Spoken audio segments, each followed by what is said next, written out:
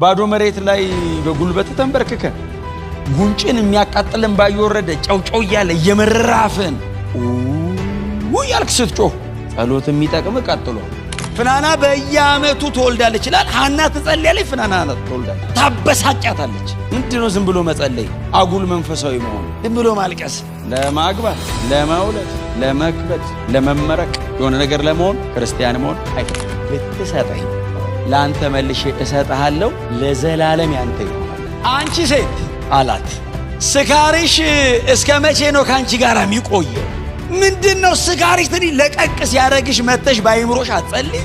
የዚች ሴት እንባ የዚች ሴት ነፍሷ ላይ ያለ ምሬትና ምጥ የወለደውን ሰው ይዩት። በእስራኤል ታሪክ የማይደገም አይነት ሰው ነው። ሳሙኤልን እግዚአብሔርም እንዲህ አለው ይላል፣ ተነሳ ቁም፣ ተነስና ቀባው። ለምን ሲለው በእስራኤል ላይ ንጉስ የሚሆነው ይሄኛው ነው። ምዕራፍ 1 ላይ እንግዲህ ያው የምታውቁት ቃል ነው፣ መልእክት ስለሆነ ነው መደግምላችሁና ትዝ ይላችኋል። እንግዲህ በአርማቴም መሴፍ ነው ይኖሩ የነበረው። ሰውየው የአርማቴም መሴፍ ነዋሪ ነው። ህልቃና የሚባል አንድ ሰው ነውና 2 ሚስቶች ነበሩት ይላል። ሐናና ፍናና 2 ሚስቶች ነበሩት ይላል። እንግዲህ ፍናና ልጆች ነበሯት፣ ሐና ግን ልጅ አልነበራትም ይለናል ታሪክ ጸሐፊው። ታሪኩን እንግዲህ ሲጀምረው እንግዲህ የሳሙኤል ነው ታሪኩ። በጣም የሚገርማችሁ እና እግዚአብሔር ይሄንን የሚያክል ታላቅ ሰው ለማምጣት የተጠቀመው ፋሚሊ ነው። ሳሙኤል ከሰማይ ዱብ አላለም። አወላለዱ፣ አስተዳደጉ፣ ልምምዱ እግዚአብሔር እንዴት አድርጎ ይገለጥለት እንደነበረ መጽሐፍ ቅዱሳችን ላይ በጣም በጥንቃቄ ነው የተጻፈው። በጣም በጥንቃቄ አካሄዳቸውን እንድንከተላቸው ከተፈለጉ ሰዎች መሃል ነው ማለት ነው።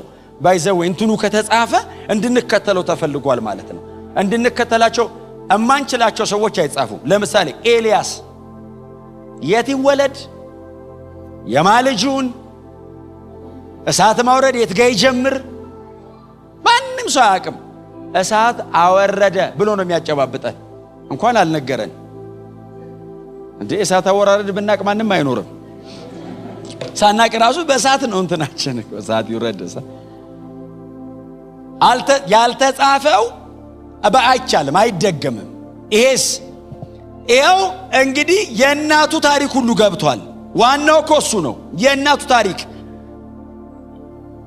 ህልቃና ከፍናና ልጆች ይወልዳ፣ ሐና ግን እግዚአብሔር ማህፀኗን ዘግቶ ነበርና የሚል ቃል አለ። ከባድ ቃል። እግዚአብሔር ማህፀኗን ዘግቶ ነበርና መውለድ አትችልም የሚልና ያው ታውቁታላችሁ እናንተ። ጣውንቷ በየጊዜው በየአመቱ ታበሳጫታለች፣ በየአመቱ ታስመርራት ነበር ይላል። በዚህ ጊዜ ሐና እንግዲህ ይሄኛው ታሪክ ስንት አመት ሴሎ እንደተመላለሰች መጽሐፍ ቅዱስ አይነግረንም። ግን በዚህኛው አመት ላይ እግዚአብሔር የጎበኛት አመት ነው የተጻፈው። በእውነት ይህ አመት እንደሱ ይሁን። ስለ ግላችን ብቻ ሳይሆን ስለ ከተማው፣ ስለ ምድሩ፣ ስለ ቤተ ክርስቲያን እግዚአብሔር አንዳንድ ነገሮችን የሚቆርጥበት አመት፣ 4 ነጥብ የሚያረግበት አመት ያርግልን። በእውነት ነው የምላችሁ። ይሄንን እኔ በጣም በልቤ ጸልያለሁ ሁሌ። እና ይሄ ትውልድ የሆነ ትውልድ አለ አይደል? 300 ምናምን አመት ባሪያ የሆነ ትውልድ አለ። የሙሴ ትውልድ ደግሞ ለሚወጣ እና ያንን ያርጋችሁ። የሆነ ስርወ መንግስት የሚቆርጥባችሁ የምድር ታሪክ ለመቀየር ምክንያት የሚያረጋችሁ እግዚአብሔር እንደሱ ያርጋችሁ። እንደሱ ጥሩ ነው። እንደሱ መሆንና ሲስተም አትልመዱ። ዋይልድ ሁኑ፣ አትልመዱ። የሆነ ነገር ሲገቡ ለምድ ብላችሁ አትምሰሉ። ኖ እኔ እንደዚህ አይነት አይደለም። መጸለይ፣ መጮህ፣ ማለት እሱን መልመድ አለባችሁ። ጌታ ይባረክ። አጌነስት ያረጋችኋል እኮ ልክ ውስጣችሁ እምቢ ማለት ይጀምራል። አመፀኛ ሆናችሁ አይደለም ውስጣችሁ እምቢ የሚለው፣ ነፃ ወጪ ነው ማለት ነው ይሄ ትውልድ። ጌታ የተባረከ እና መለኮት ግለሰቦችን መጫን የሚጀምርበት ማለት ነው። እግዚአብሔር ኢንፍሉዌንስ ያረጋል። ምንም በማታውቀው እግዚአብሔር ጣልቃ እየገባ ነው። ሐናን ህይወቷን ነው ምስቅልቅል ያረጋባት። ለምን? የዲቫይን አፖይንትመንት ነው፣ የመለኮት ቀጠሮ ነው ያለ። ስለዚህ እግዚአብሔር ፐርሰናል ነገሯ ላይ ገባ፣ የግል ጉዳዩ ላይ ገባ። ፍናና በየአመቱ ተወልዳለች ይላል። ሐና ትጸልያለች፣ ፍናና ትወልዳለች።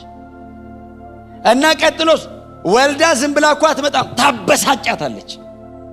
ምንድነው ዝም ብሎ መጸለይ? አጉል መንፈሳዊ መሆን፣ ዝም ብሎ ማልቀስ፣ ታስቆጥ። በዚህ ጊዜ ሐና ትመረር። በየአመቱ ምግብ አትበላም፣ እሺ አትልም። ህልቃና ቀርቦ በጣም ትሪት ሊያረጋት ይሞክራል። ሐና ግን ልትጽናና ፈቃደኛ አይደለችም። እግዚአብሔር ይዞት ስለነበር እግዚአብሔር ከያዘው የሚያጽናናን እሱ ብቻ ነው። በእውነት ማንም ትሪት ቢያረጋን አንጽናና። ወደ ላይ ከሆነ ጉዳዩ ሰው ባይዘው ወደ ጎን ምንም ብታረግለት ሸይለ መልሷ እግዚአብሔር እጅ ላይ ስለነበረ ምታስተውሱ ከሆነ አሁን ሳነበው ምናልባት ሲሰሙ ካስተውሳችሁ ቁጥር 8 ላይ ከበሉ በኋላ ሐና ተነሳች ይላል። እንደ ልማዱ ልታለቅስ ተነሳችልና ወደ እንትኑ አይደል ሄደችው፣ ወደ አደባባዩ ወደ መጸለያ ቦታው። ያው ቤተ መቅደሱ ወደ ውስጥ መግባት አትችልም፣ ሕጋቸው አይፈቅድም። ካህናት ብቻ ናቸው ወደ ውስጥ ወደ ቅድስት የሚገቡት። አደባባይ ነው። ቀጥሎ እነሱ ጋር ደግሞ ከአደባባይም የሴቶች አደባባይ አለ እና ኤሊ ሁለቱም እንዲታዩት ሆኖ ነው የሚቀመጠው ወንበሩ ላይ እና ወጣችና ወደ አደባባዩ ኤሊ በሚያየው አንግል ላይ ቆማ ነው የምታለቅሰው። ወደ ኤሊ አይደለም የምታለቅሰው፣ ወደ እግዚአብሔር።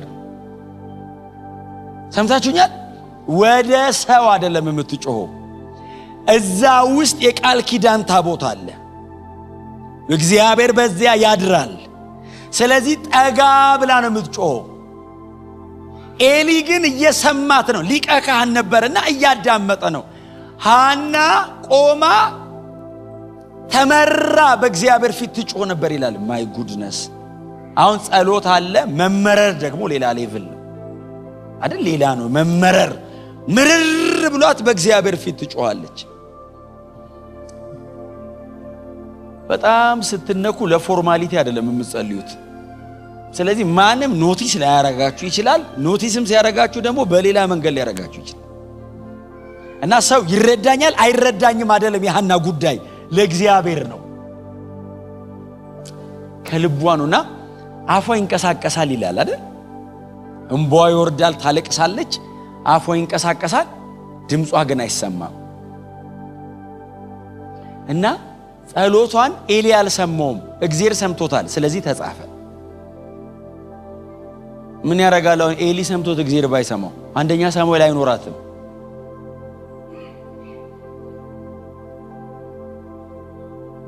ሰው ቢሰማችሁም አይጣቀምም። ስለዚህ ወደ ላይ መጮህ ነው። ስትጸልዩ ሰው አይቷችሁ የማይሆን ነገር ሊላችሁ ይችላል። የመልሱ ቀን ትገናኛላችሁ።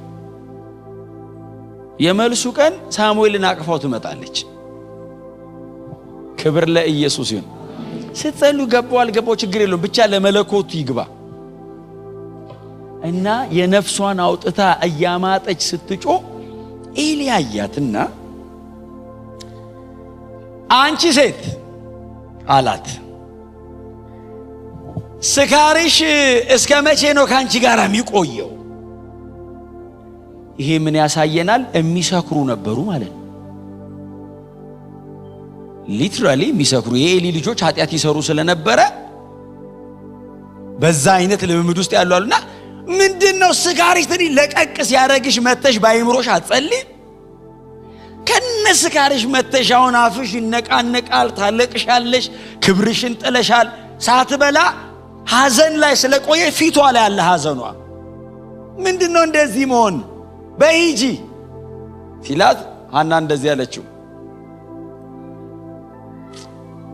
ሰክሬ አይደለም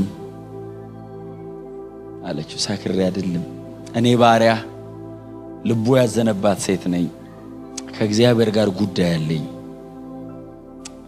በእውነት ከባድ ነው አይደል?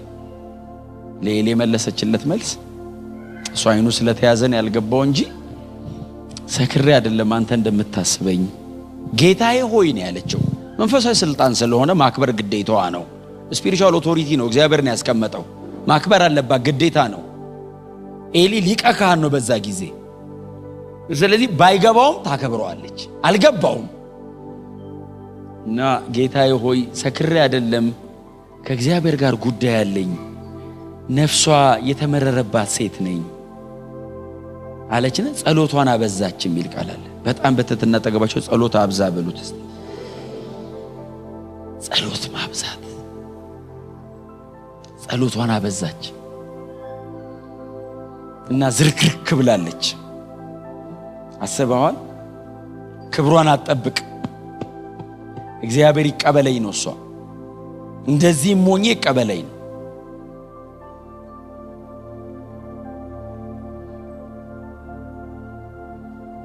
አንድ የተሻለ ነገር አርጉ ለጌታ ስትጸልዩ ከምታደርጉት የበለጠ አርጉና ጸልዩ። አንድ ሰዓት የምትጸልዩ ከሆነ አንድ ሰዓት ጨምሩ። የምትጸልዩ ከሆነ ጾም ጨምሩበት። ጾሙ ላይ አጥብቆ የሚል ጨምሩበት። አጥብቆ ጾሙ ጸልያ መልሱ መፍጠኑ ብቻ ሳይሆን በክብደት ይመለሳል። የዚህ ሴት እንባ የዚህ ሴት ነፍሷ ላይ ያለ ምሬትና ምጥ የወለደውን ሰው ይዩት። በእስራኤል ታሪክ የማይደገም አይነት ሰው ነው ያመጣችው። ምጥ ጫት ንክኪዋ ዲተርሚን ከሆናችሁ የምታቁት ከፊት ካለ የምትጠብቁት ነገር ካለ ሁሉ ነገራችሁን ፍሬም ያደርገዋል። ዝም ብሎ የሚጸልይና የሐና ጸሎት ቀንና ሌሊት ነው ርቀቱ። ያኛው ሰው መጥቶ ጸሎቱን ለማቅረብ ብቻ ይጸልያል። ሐናስ ሳሙኤልን ብላ ትጸልያለች። ያኛው ጸልያለሁ ብሎ ተመልሶ ይሄዳል። ሐናስ ስጠኝ ትላለች። ምናልባት ሌላው ሰው ላይ ዘበራረቅ ይችላል። ሐናስ ሰክረሻል እስክትባል ክብሯን ትጥላለች። እንደዚህ ያረጋት የምትፈልገው ነገር ነው። እንደዚህ ያደረጋት ከእግዚአብሔር ጋር ያላት ጉዳይ ነው። ከዛ ካህኑ እንዲህ አላት። ብዙ እንድትቆይ አልፈለገም። አጠገቡ እንድትቆይ አልፈለገምና ዝም ካላት አየ ጩኸት አታቆም ትላለች። ቃሉ አይወጣም፣ እንባው ይወርዳል። ዝርክርክ ብላለች፣ ተበለሻሽታለች። ልብሷ ምኗ መሬት ላይ ናት። በግንባሯ በደረቷ በምኗ እየተንፏቀቀች ነው የምትጮህ። እንደሰከረ ሰው ነው ወድቃ የምትጮህ።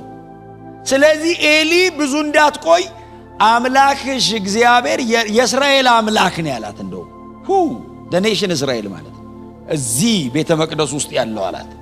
ታቦቱን እንደ ምልክት ያስቀመጠ የእስራኤል አምላክ የለመንሽውን ሁሉ ይስጥሽ ሲላት፣ በጊዜው ነብይ አልነበረም። የእግዚአብሔር ቃል ብርቅ ነበር። ስለዚህ በአመት አንድ ቀን ሊቀ ካህኑ የሚለው ነው የሚጠበቀው። ይሄ ሊቀ ካህን እግዚአብሔር ህዝቡን ምሯል ሲልኮ ህዝበ እስራኤል እየዘመረ እልል እያለ እኮ ወደ ቤት እኮ ነው የሚሄደው። ይሄ ሊቀ ካህን ወንበሩ ላይ ተቀምጦ እንደዚህ ያላት የእስራኤል አምላክ የለመንሹን እኔ አልሰማሁትም ግን አንቺ ከሱ ጋር ነው ብለሻል ይስጥሽ ሲላት፣ መጽሐፍ እንደዚህ ይላል።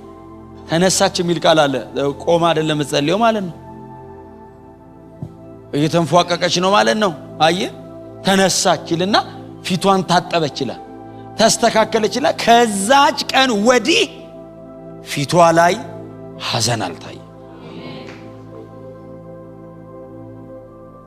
ቀይረ በቃ አለች። ለአመታት የጠበቀችው እግዚአብሔርን ነው። እግዚአብሔር ያስቀመጠው ሰው ነው ኤሊ። ያው በኋላ ላይ የኤሊን ታሪክ ታውቁታላችሁ። ምዕራፍ 3 ያው ምዕራፍ 3 አይ ቲንክ የመጨረሻው ይመስለኛል። በጣም ከባድ ነበረ የኤሊ ሁኔታ። ግን ቢሆንም እግዚአብሔር ያስቀመጠው ሰው ስለነበር ቃሉን አምና እግዚአብሔርን በዛ ሰው በኩል መልሶላት ወደ ቤቷ ሄደችልና፣ ታሪኩ ግን ይሄ ብቻ ቢሆን ሐናም ልጅ እግዚአብሔር ሰጣት ብቻ ድረስ ቢሆን ኖሮ አንደኛ ሳሙኤል ውስጥም አይገባም። ምክንያቱም እግዚአብሔር የመጀመሪያው አይደለም እንደዚህ ሲያረግ፣ ከሐና በላይ ለሳራ ሰጥቶ ያውቃል። የ90 ዓመት እናት ወልዳ ታውቃለች። ከሐና ይበልጣል ታሪኩ። የሐናን ያስገባው በቃ ምዕራፍ 2 ነው ያስገባው ይሄን ታሪክ። ሐና ምዕራፍ 1 እንድትገባ ያረጋት ምዕራፍ 2 ላይ የዘመረችው መዝሙር ነውና ለጸሎቷ መልስ እግዚአብሔር ሲሰጣት የምዕራፍ 2 መዝሙር ሙሉ ላንብበው። ሐናም ስትጸልይ እንዲህ አለች ይላል። እጃችሁ ላይ ባለው መጽሐፍ ቅዱስ በግጥም መልክ ነው አይደል የተቀመጠው? ፖኤቲክ ነው፣ መዝሙር ነው። ልቤ በእግዚአብሔር ጸና፣ ቀንዴ በእግዚአብሔር ከፍ ከፍ አለ። አፌ በጠላቶቼ ላይ ተከፈተ፣ በማዳንህ ደስ ብሎኛል። እንደ እግዚአብሔር ቅዱስ የለምና እንደ አምላካችንም ጻድቅ የለምና ካንተ በቀር ቅዱስ የለም። አትታበዩ በኩራትም አትናገሩ እግዚአብሔር አዋቂ ነውና እግዚአብሔርም ሥራውን የሚመዝን ነውና። ከአፋችሁ የኩራት ነገር አይውጣ። የኃያላንን ቀስት ሰብሯል፣ ደካሞችም በኃይል ታጥቀዋል። ጠግበው የነበሩ እንጀራ አጡ፣ ተርበው የነበሩ ከራብ አርፈዋል። መካኒቱ 7 ወልዳለችና ብዙም የወለደችው ደክማለች። እግዚአብሔር ይገድላል ያድናልም፣ ወደ ሲኦል ያወርዳል ያወጣልም። እግዚአብሔር ድሃ ያደርጋል ባለጠጋም ያደርጋል፣ ያዋርዳል ደግሞም ከፍ ከፍ ያደርጋል። ከሕዝቡ መኳንንት ጋር ያስቀምጣቸው ዘንድ የክብርንም ዙፋን ያወርሳቸው ዘንድ ችግረኛውን ከመሬት ያስነሳል፣ ምስኪኑንም ከጉድፍ ያስነሳል። የምድር መሰረቶች የእግዚአብሔር ናቸውና በእነርሱ ላይም ዓለምን አደረገ። ይሄ ሰው ልጅ ወልዶ እንደዚህ አለፈ አይደል? ጸሎቷ ከሷ ቤት ወጣች። ከዛ ቁጥር 9 እርሱ የቅዱሳኑን እግር ይጠብቃል፣ ኃጥአን ግን ዝም ብለው በጨለማ ይቀመጣሉ። ሰው በኃይሉ አይበረታምና ከእግዚአብሔር ጋር የሚጣሉ ይደቃሉ፣ በሰማይ ያንጎዳጉድባቸዋል። እግዚአብሔር እስከ ምድር ዳርቻ ይፈርዳል ይልና ቁጥር 10 ሲዘጋው ምንድነው የሚለው? ለንጉሱም ኃይል ይሰጣል።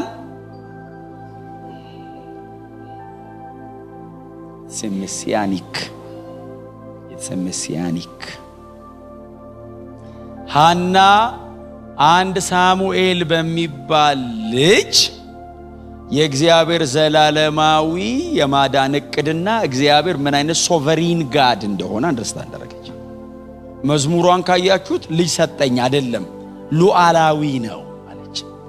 ይገላል ያድናል ብላ ሲኦል ያወርዳል ያወጣል አለች።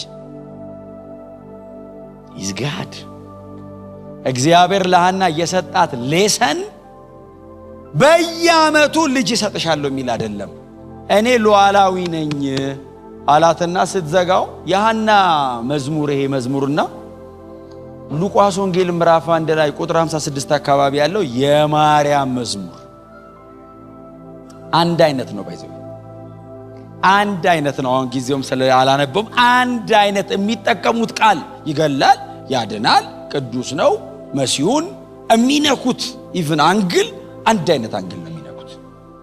ክብር ለኢየሱስ ይሁን።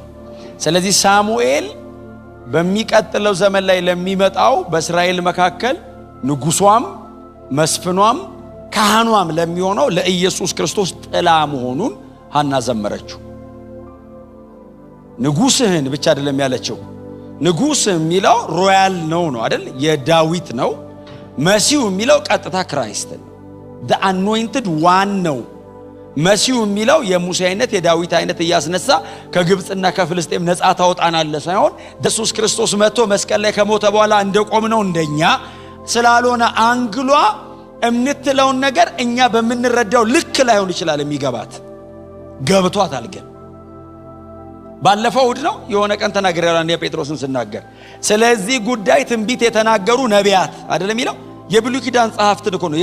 ስለዚህ ጉዳይ አሁንኛ ስለተቀበልነው ስለዚህ ጉዳይ ትንቢት የተናገሩ ነቢያት ነገሩ መቼና እንዴት እንደሚሆን ይመረምሩ ነበር እና አሁን ማናት ሐና ብድግ ብላ የንጉስን ቀንድ ከፍ ከፍ ታደርጋለህ ስትል ንጉስ የለም በእስራኤል ኢቭን ንጉስ የለም። መሳፍንት ናቸው እስካሁን ያሉት። ንጉስ ኢቭን የሚሾመው ከምዕራፍ 9 በኋላ ነው። ሐና በሕይወት ትኑር አትኑርም አናቅም። እያወራች ያለችው ስለ የዳዊት ቃል ኪዳንና የዳዊት የንግስናውን መስመር እያወራች እና ፕሮፌሲ ነው መዝሙሯ። ንጉስን ቀንዱን ከፍ ከፍ አረከው። ሉቃስ ምዕራፍ 1 ትዝ ይላችኋል። ሉቃስ ምዕራፍ 1 ዘካርያስ የሚባለው ሰውዬ የመጥምቁ ዮሐንስ አባት ዮሐንስ የተወለደ ቀን ትዝ ይላችኋል። ትንቢት ተናገረ ይላል። ከተናገረው ትንቢት መካከል እግዚአብሔር በዳዊት ቤት የመዳንን ቀንድ አስነሳ። ማዳኑም ቀንድ ማለት ያው ቀንድ ኃይል ነው ታውቃላችሁ። ማዳኑም ከሚጠሉንና ከወደረኞቻችን ሁሉ እጅ ነው። የንጉስን ቀንድ ከፍ ከፍ ታረጋዋለህ ብላ የአዲስ ኪዳን ዘማሪዎች የሚዘምሩትን ቀድማ ሰጠቻቸው። እሷ የደረሰቻትን በሷ በኩል የወረደችዋን መልእክት ነው እነ ማርያምም እነ ዘካርያስም ቀድመው የዘመሩት። ጌታ ይባረክ። ከዛ ንጉሱ ብቻ አይደለም የመሲሁንም ነው ያለችው። ለንጉሱ ኃይል ሰጠ ብላ የመሲህን ቀንድ መሲሁ ድል አድራጊ ነው አለች። መሲሁ አሸናፊ ነው። እግዚአብሔር ገዳይ ነው፣ እግዚአብሔር አዳኝ ነው። እግዚአብሔር በህይወት ያኖራል፣ እግዚአብሔር ይገላል። ይሄውን ትምርቱ እግዚአብሔር ይገላል፣ እግዚአብሔር እንደሱ አይደለም ትምርቱ። ሶቨሪንነህ ነው፣ የእግዚአብሔር ሉዓላዊነት ነው እያወራች ያለችው እንጂ እግዚአብሔር ገዳይ ነው አዳኝ ነው የሚል ትምርት አይደለም ትምርቱ። ትምርቱ ማንነቱ ነው። የወደደውን ያደርጋል። የሱ አይነት የለም ነው። እኔን ረጅም ዓመት አስጠብቆኛል። አው ልክ ነው አለች ስትዘምር። ክብር ለኢየሱስ ይሁን። እና ብላቴናው ከተወለደ በኋላ ያውች ልንገራችሁ ነው ይብቃኝ። ብላቴናው ከተወለደ በኋላ ያማረ ሕፃን ነበረ እና በአመቱ እነ ሕልቃናና እነ ፍናና ሲወጡ አልሄድም አለች። ለምን? ብላቴናው ገና ጡት አልጣለም አለችና በጣም ይገርማችሁ ምን እንዳለች ታውቃላችሁ? ጡት በተወ ጊዜ ወስደውና በዚያ ለዘላለም ይኖራል አለች። አልመልሰውም ወደዚህ አለች። ለምን? እግዚአብሔር ፊት ስለተሳል ብየው ነበር ብትሰጠኝ ላንተ መልሼ እሰጣለሁ ለዘላለም ያንተ ይሆናል አለችው። እንደዚህ አይነት ጸሎት ጸልዩ ማጸልዩም አሁን ጸልዩ አይባልም። ምክንያቱም የመጣ ቀን ያጓጓላ። አንተ ልጅ የመጣ ቀን አስበዋል? በስንት ባና ምጥ በስንት ለቅሶ የተገኘ ልጅ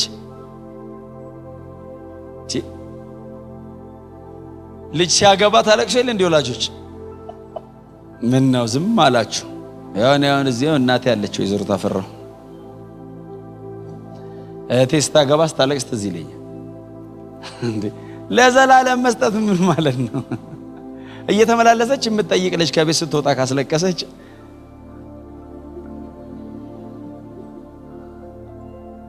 እንዴ በህፃን እኮ ነው ገና ምንም እኮ ያቀም ወስዳ ለእግዚአብሔር ሰጠዋለሁ ብላ ለዘላለም ምን ማለት ደግም ያልፈልግም አልሄድም ብትሰጠኝ ብዬ አልጓጓም እሰጠዋለሁ እድሜውን ሁሉ በእግዚአብሔር ቤት ይኑር አለች። እግዚአብሔርም አንዳንድ ሰው ላይ ይጨክናል። የሱን ጩኸት ያስጨዋቸዋል። ሰው ፈላጊ ሐና ብቻ አልነበረችም፣ እግዚአብሔር ነበራ። ኤሊም እንደገና ደግሞ ኤሊም ልጆ አስቸግረውት ስለነበር ሐና ብቻ እግዚአብሔርም ሰው እየፈለገ ነው። ስለዚህ እግዚአብሔር በቃ ይሄኛው በዚህ በኩል የሚመጣው የኔ ይሁን ብሎ ነው ያዘባት። ስለዚህ እግዚአብሔርም የሰው ያለ ያለ ጮሃል፣ ሐናም የልጅ ያለ ስትል የጋራ አላት። እግዚአብሔር የራሱን ጸሎት ነው የመለሰው። ሐና ቤት የራሱ ነው ጮህቱ። ብትሰጠኝ እሰጣለሁ ስትል እሱን ነው የምፈልገው እንኪ ብሎ ተቀበላት። በሐና በኩል አድርጎ ወሰደው። እንደ ማርያም እኮ ነው አይደል? ማርያም እኮ ወለደችው እንጂ ነገር በልቧ ያሳይዛል እንዲያኖራት። አባቴ ቤት እያለ እኮ ነው የሚሄደው። የእግዚአብሔር ምጥ አለ። እግዚአብሔር ይሄን ያጋራችሁ። በእውነት የእግዚአብሔር ልብ አንደርስታንድ ማድረግ መንገዱን ያሁን እዚህ ጋር ቆሜውን 30 ደቂቃ እንደሰበኳት አይደለችም። የሐና ምጥ መመረር ምን ማለት እንደሆነ ራሱ ከባድ መመረር፣ በየአመቱ ማልቀስ፣ ቆዝሞ ረጅም ዓመታት መኖር 10 ዓመታት ወስዶባታል እያስለቀሳት። ለምን ላይን ላይ እስከትመጣ ልክ ልቡ ሲገባት ሰጣት። ጌታ የተባረከ ይሁን። ስለዚህ ጸልዩ፣ አጥብቃችሁ ጸልዩ፣ ብላችሁ ጸልዩ፣ ሳታቋርጡ ጸልዩ። ኦርዲነሪ ፐርሰን ብቻ እንዳንሆን ለመኖር፣ ለማግባት፣ ለመውለድ፣ ለመክበድ፣ ለመመረቅ የሆነ ነገር ለመሆን ክርስቲያን መሆን አይፈልግም። ማንም ይሆናል። ክርስቲያን ከሆንክ አድቫንስ መለኮት ላይ ፕሮግራም ይዝባል። እግዚአብሔር ብቻህን አትኖርም እግዚአብሔር ባንተ ይኖራል ነው አያውን ሐና እንደሱ ሆና ነው ስትጨነቅ የኖረችው እኔውን በእውነት ነው ማለት ፍናና ባይዘው አስመረረቻትና አስቆጣቻት ለሚለው ብቻ ነው የገባችው ሰው እንዴት እንደዚህ ሆኖ ጥቅስ ውስጥ ይገባል ባገባሻልም አጀንዳ ካለበት አጠገብ ሰው ቆሞ እንዴት እንደዚህ ይጻፍበታል ሐናን አስመረራት ለአስመረረቻት ለሚል ጥቅስ ገባች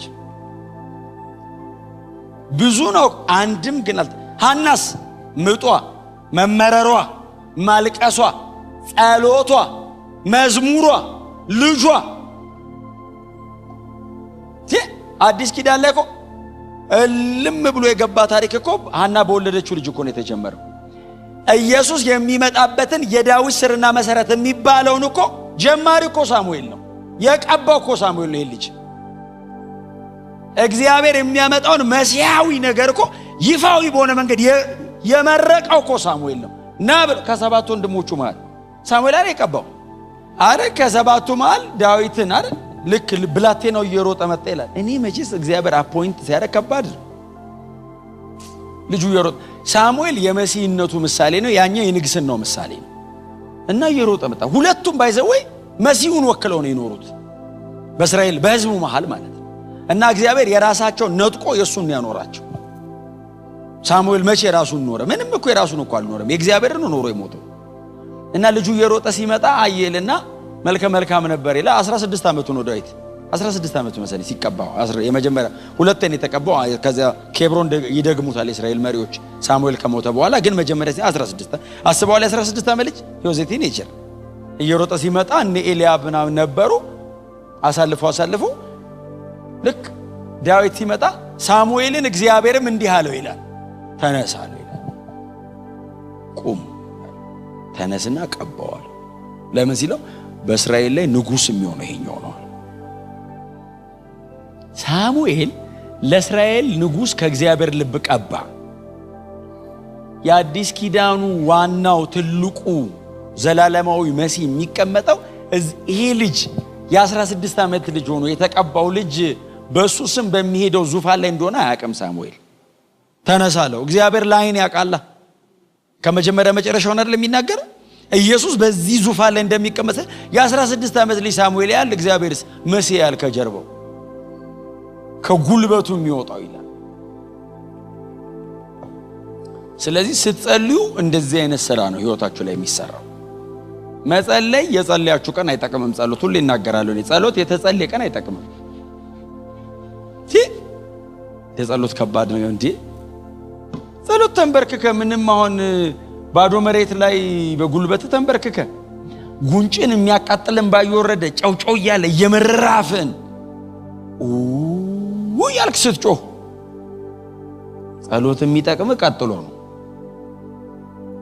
የሚቀጥለው ህይወት ላይ ግን መለኮት መሬት ወርዶ በእግር ይራመዳል የጸለዩ ቀን ባይዘው ስለተመለሰላቸው ነው የጸለዩበት ቀን የተጻፈው